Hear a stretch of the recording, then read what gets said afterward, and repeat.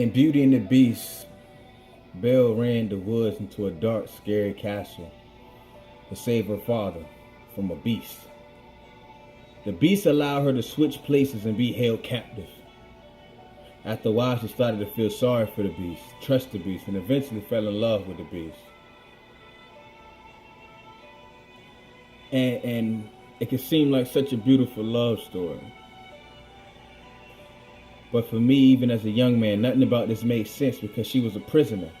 How could you love the one who imprisons you? But then I learned later in life about Stockholm Syndrome.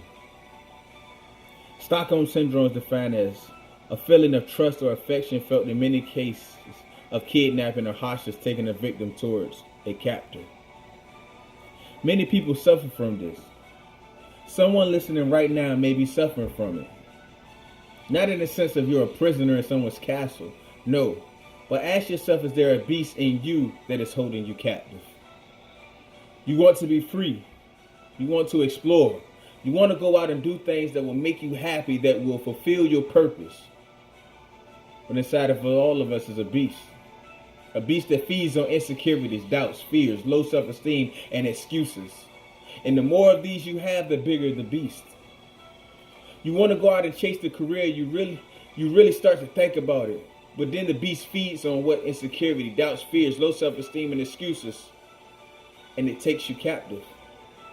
And you never even get a chance to try and go out and get what's yours because you're bound by the beast that is in you. Now, I started off talking about Stockholm Syndrome. This is where it gets crazy, sad, and where we make our biggest mistakes. We look at the beast in us full of insecurities, doubts, fears, low self-esteem, excuses, and start to feel sorry for the beast that is holding us captive. Well, if I hadn't been through this, I'm not nothing. I just need. And then you start to trust the beast. The beast starts feeding you insecurities, doubts, fears, low self-esteem, excuses, and you begin to start believing them. The beast tells you, who could ever love a beast? You're not pretty enough. Who would hire you? You're not smart enough. That maybe everything said negative about me is true. So what's the point of trying? And lastly, you fall deep into Stockholm Syndrome with the beast because you start to fall in love with the beast. You begin accepting. You begin to pep talk yourself like by not going out there. The beast is just doing what's best for me. People even get to the point of being unfulfilled, not where or how they want to be, and can say, I'm comfortable in my skin. I like me. I love me for me. No, you don't, because you haven't even embraced the full potential of you.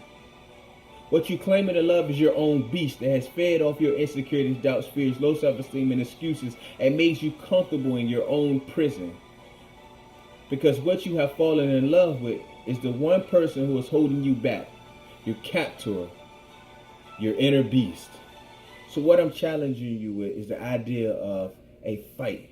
Fight that beast from the second it tries to hold, and fight it hard. Don't let that beast hold you long enough where you begin to understand, trust, and love it. Because you need to love yourself enough not to allow the beast to hold you captive.